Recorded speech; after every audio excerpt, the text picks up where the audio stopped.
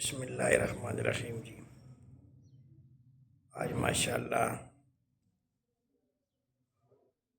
رمضان اللہ کے فضل سے آج شروع ہو جائے گا۔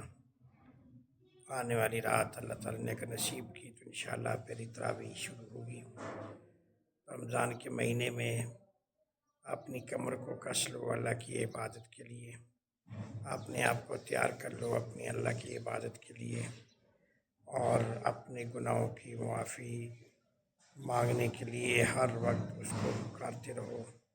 قرآن مجید کی تلاوت، درود شریف کی کثرت، ذکر و اذکار تسبیحات کی کثرت اپنی زندگی کا معمول بنا لو، تاکہ یہ عادت بن جائے۔ جب عادت بن جاتی ہے تو پھر غیر رمضان میں بھی وہ چیز اس کو کرنا آسان ہوتی ہے۔